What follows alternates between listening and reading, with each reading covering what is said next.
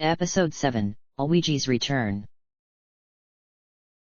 Toadbert hurriedly dusted off his prized photograph of Princess Peach, placing it the center table of his house. Pausing, he turned around to observe his dwelling place. Everything was in order. While Toadbert's house had lost more than half its roof during the Battle of Toad Town and the entire left wall, Toadbert had had 20 years to repair it, and it was now nearly as nice inside as it had been before, although it still got a bit drafty during the cold days. Like most Toad houses, it was very small, containing only one floor, a large central room which doubled as a living room and kitchen, one tiny bedroom, and a bathroom. Toadbert had set a merrily blazing fire in the cozy brick fireplace, and neatly rearranged the pillars on his old brown leather couches. He had also recently washed his blue mushroom-shaped rug, and scrubbed down his dishes, which were decorated with the images of mushrooms, stars, and other objects common to the Mushroom Kingdom, which he was pleased to see were making a difference to his house's tidy morning sunlight shone through the house circular windows, lighting up the neat, quaint-looking living room with its pot of freshly picked fire flowers and large, proud painting of Toad Town during its prime. This was going to be a good day. Adjusting to life after the Koopa Kingdom's conquest had been difficult for Toadbert. Once he had been considered one of the Mushroom Kingdom's foremost scientists, second only to his legendary hero, Professor Egad. He had been so knowledgeable, he had even been selected to accompany the princess on her ill-fated mission to Time. Now, Toadbert felt he was lucky enough to still be allowed to live in Toad Town. It had only been the fact that he had avoided the fighting which had caused him to fall under the Koopa troops' radar, he supposed. Unfortunately, his scientific career was at an end. There was no way a known ally of the Mario brothers could get a decent job these days. Odd jobs were the only way he could get enough coins to scrape by. And even then, he couldn't do much thanks to his weak stature. At least Cobal had helped, though. He had been caring for the Yoshi for most of his life. The blue-colored dinosaur was certainly able to do a wider variety of things than Toadbert himself was. Speaking of Cobal, where was he? Toadbert didn't stress too much about Cobal. The Yoshi had a mind of his own, disappearing overnight was pretty normal when it came to him. He was more concerned with the morning festivities he had planned, the reason why he had went through so much trouble to tidy up his house in the first place. This wasn't an official holiday, of course, but it was a day Toadbert had always been keen to celebrate, as did his friends. Toadbert heard a knock on his brown wooden door. "Come in," he said in his rather high-pitched voice. The door opened, bathing the entire house in the bright warm sunlight. It was a toad with a purple mushroom cap, who wore a smile on his face even larger than the expression most toads wore constantly. "Toadbert!" he exclaimed joyfully. "Boy, is it good to see you!" "Great to see you're doing well!" Toadbert complimented his friend. He looked just as fit as he had been back when they had been in the Toad Brigade together. The purple toad's name was Alexander T. Mushroomcap, but that was far too much of a mouthful, so everybody who knew him just stuck with his far more fitting nickname, Male Toad. "Don't forget about me, Toadbert," came another voice from behind Male Toad, this one a little more serious sounding. Toadbert saw a green-capped toad walk in. This toad seemed a tad bit less healthy than Male Toad, as he was a bit on the skinny side. This toad, like Male Toad, was cursed with an extremely long and unpleasant name, Rodriguez Money Mushroom 3, so naturally they all just called him Bank Toad. "How's business been?" Toadbert asked, glancing back at him as he walked to his kitchen to prepare a cup of tea for his guests. He knew that it was pretty tough being a toad banker in the Koopa Empire, especially if you had had strong connections with the princess and the brothers. "Unpleasant, as usual," Bank Toad sighed, collapsing on one of the living room couches before the fire in exhaustion. "It seems the only way I can get work these days is outside of the law." "Outside of the law?" Male Toad exclaimed in horror, from his place on the other side of the couch. Bank Toad, that's crazy. It's a crazy world, Male Toad. Bank Toad shrugged. Believe me, you haven't known crazy until you've been a banker for Wario.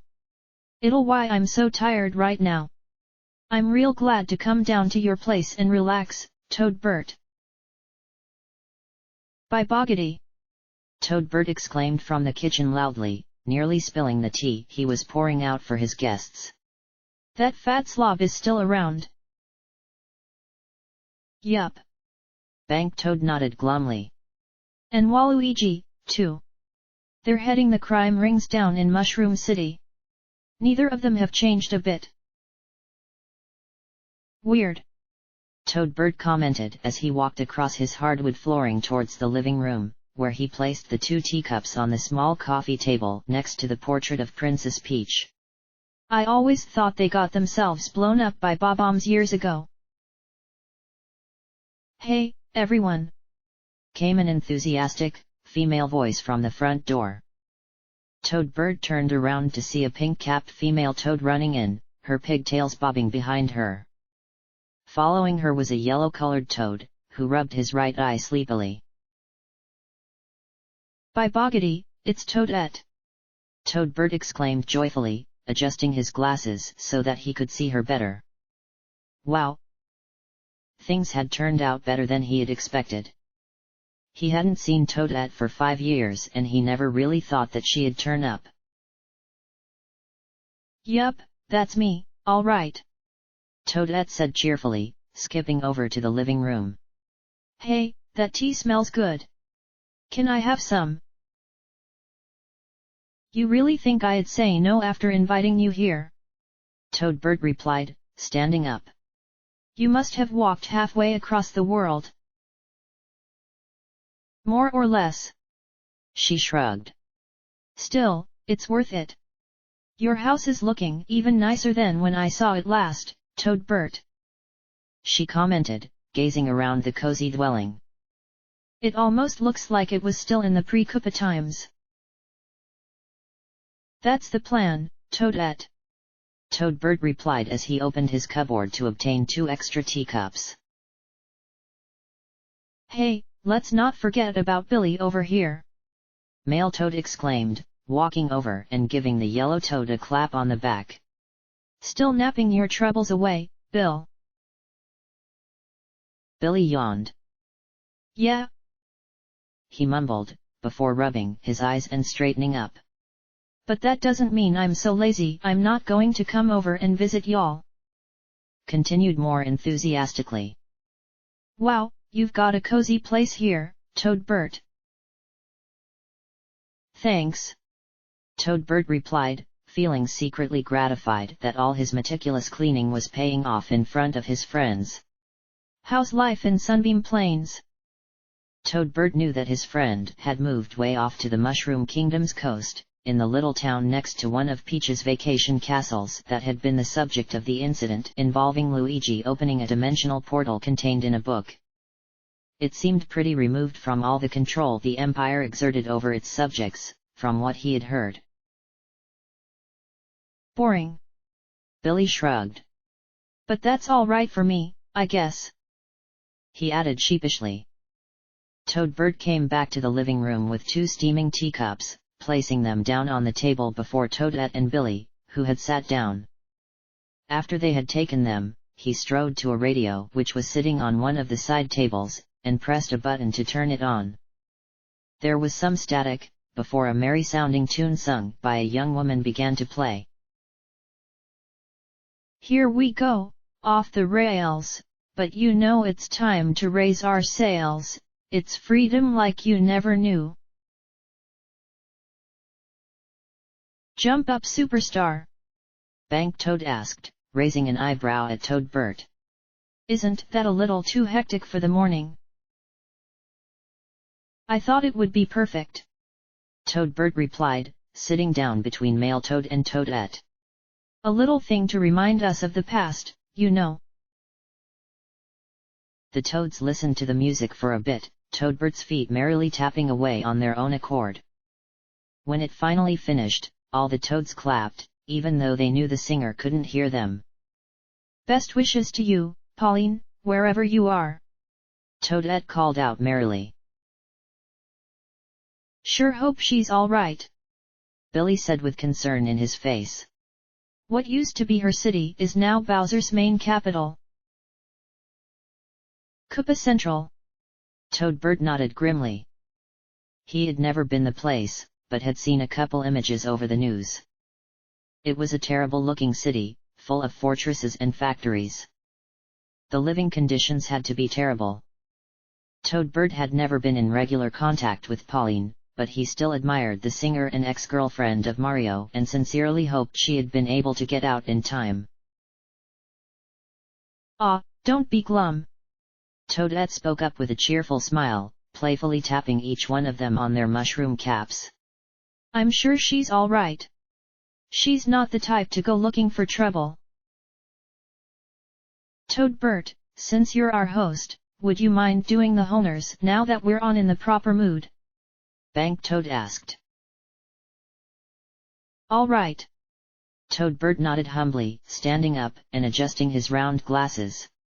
He closed his eyes, momentarily seeing himself as a younger, happier Toad straining to catch a glimpse of his beloved ruler and her heroic groom. Then he opened them to gaze at his guests. On this day, we commemorate the wedding of Princess Peach, Toadstool and Mario, he said solemnly. If only their happiness could have been eternal. There was a moment of silence as the Toads remembered the doomed couple, before Toadbird finally broke it. Now, in honor of the happiness of that event, let's forget about out care and worries for one day, just like they both would have wanted us to do. He exclaimed. I got cake, everyone. Hooray! Billy shouted, pumping his fist into the air. Toadbird, you're the man. Male Toad exclaimed, clapping. Only the best when it involves the princess and Mario. Toadbird replied humbly, walking across the floor towards the kitchen. I'm not quite sure how good this is going to taste since I'm not exactly a cook, but... There was a sharp knock on the door. Who is it? Bank Toad said sharply, nearly dropping his tea. While Toadbird felt his heartbeat increase, there was always the chance the Koopas had heard the music and considered it an act of rebellion. He wasn't too worried. Probably just Cobal, he assured his guests. The door swung open to confirm his suspicions. Quite the party you have going on here, old man, Cobal commented as he stepped into the room. Is it that wedding anniversary again?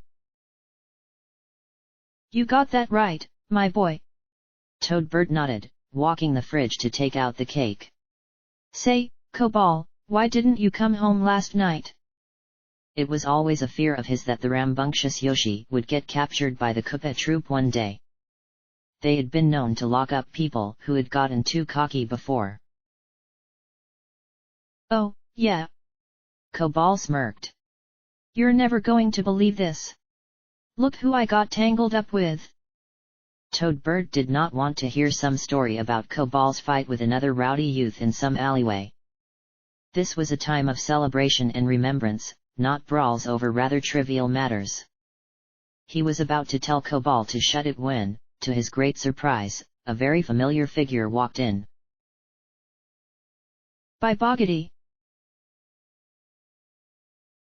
Luigi stepped into the circular, combined living space/kitchen that was Toadbird's surprisingly cozy home, feeling self-concise as everyone in the room gazed at him.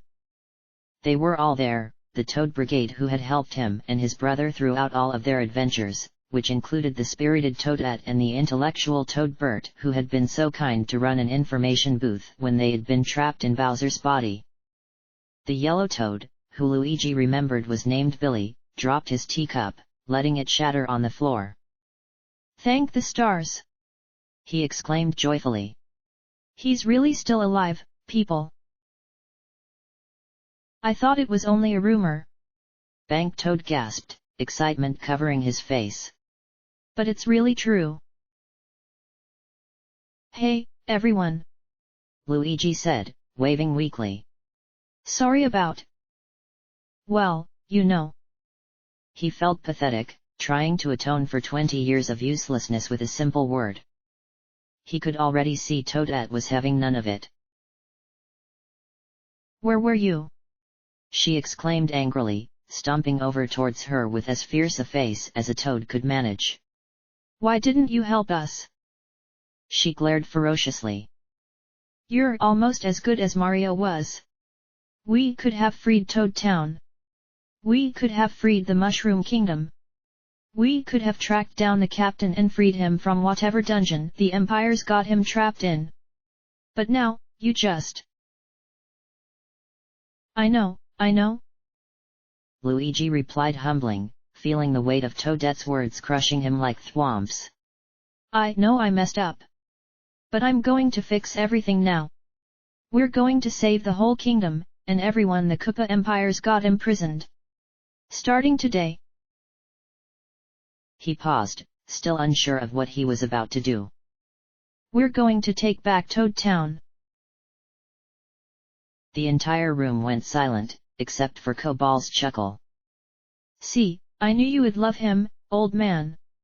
The Yoshi grinned. Finally, Toadbird put the cake down and walked towards Luigi. Luigi wasn't quite sure if he was going to practically attack him like Toadette did, but instead, Toadbird firmly grasped Luigi's white-gloved hand. Welcome back, Luigi, he said warmly, tears springing up from underneath his glasses. We've been waiting for you. Yeah, hooray for Luigi! Billy exclaimed joyfully, leaping over the back of the couch to run towards Luigi and embrace him. Toadette gave him a small smile. Yeah. Glad to see you've seen sense, she said, wiping away a tear in her eye. Wait till I spread the news, Male Toad said, practically jumping up and down in excitement. The entire kingdom's going to band together once they hear one of the Mario brothers is still alive and fighting. We're going to kick Bowser all the way to Isle Delfino. Wait, Luigi said quickly. Slow down. If everyone knows, then Bowser's going to find out, and then he's going to send his whole army after us. And that's a bad thing, right? You got it. Bank Toad nodded. There's a reason the Emperor has managed to keep a stable grip upon the entire planet for so long. He has hundreds of millions of soldiers and the finest weapons money can buy. It's not like the old days, Luigi, when the worst he could send was a couple hundred airships and 1,000 Koopa Troopas. Luigi nodded. That's why we're going to take it slow. One place at a time. That still means we're going to clear stupid old Captain Boom Boom and his cronies out of Toad Town today though, right? Cobal asked. What, did you just say Boom Boom? Luigi asked, turning around to face Cobal. He remembered the burly Koopa very well. Despite being an officer of the Koopa troop, he was stupid and one of the poorest fighters he had even been up against. No wonder he hadn't been able to get a rank above captain despite his experience, after all this time. Yeah, Captain Boom Boom's been running the town since before I was born. Cobal filled Luigi in. He was appointed the position by Prince Bowser Jr. himself. Luigi smirked. The first real show of confidence he had had since Cobal had first given this idea to him. Boom Boom is one of Bowser's weakest goons, he exclaimed. Unless he's spent all these years training, we'll have him running in no time. Toadette, you can still fight, right? You bet. The Toad smirked. If anything, I'm 3 times as good as when you last saw me. I've had to stomp a lot of Koopas on my way to discover the location of Bowser's top-secret prison. Cobal, what about you? Luigi asked. The Yoshi looked like he could handle himself, despite only having 1 day of training. He certainly wouldn't be good enough to fight stronger enemies, but Luigi was going to have to gamble he'd be good enough to fight the basic Koopas and Goombas. I was born ready. Cobal grinned. With those new tricks you taught me, I could take on 5 at a time. Yeah. Maybe you ought to play it safe, Luigi cautioned. The group made their way outside of Toadbert's house, the cake and tea forgotten amidst all this excitement. Toadbert's home was in a residential side street of Toad Town, and several of the nearby houses were partially collapsed and overgrown by ivy. The ones that were still lived in had been crudely repaired, with mismatched planks of wood nailed over holes made from the bob-ombs or bullet bills. The repairing certainly wasn't perfect, and Luigi couldn't help but to be glad he still had a solid roof over his head. Maybe he ought to take in some over the worse-off Toads and give them a decent place to stay while their houses were given a much more thorough repair job.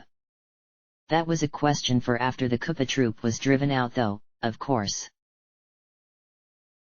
So what are we doing? Billy asked as the group walked into the town square. The fountain in the center of the light brown cobblestone pavement had modified in a way which was most offensive to the mushroom people. The elegant statue of Peach which had topped the now dry fountain had been torn down and replaced with a fearsome statue of Bowser, roaring and holding up his fist in a victorious pose.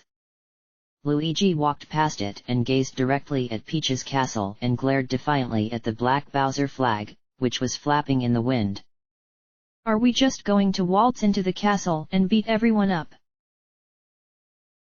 That sounds like something Mario would do, Toadette commented nostalgically, joining Luigi in gazing at the occupied castle. I don't know, everyone, Luigi said nervously, gazing around at the people around him. Shouldn't we, scout it out first? Make sure they don't have any secret weapons. What's all this about scouting out the castle? Came a loud voiceover from the bar. A brown-capped Toad walked, with a self-important air about himself that made Luigi realize that this Toad would not rest until he knew the details. Yeah, tell me about it. A pink-capped Toad called from the side of the road, where he had been admiring some flowers that he sprung up. What's going on? A female, green-caped Toad exclaimed, peeking out of the door of her house. It's a rebellion, everyone. Male Toad exclaimed, causing Luigi to face-palm. So much for scouting things out. We're going to make those Koopas pay. Come on, guys and gals, Billy exclaimed. Let's make a mob. Quiet down, Luigi shouted, his panic mountain. This was not good. The Koopas were going to find out about them and they'd lose the advantage of surprise. But there was nothing he could do to stop the growing crowd of Toads which were coming from every street and every dilapidated house, filling the town square with rainbow of different colored caps. Stop it! Do you want to be heard by the Koopas?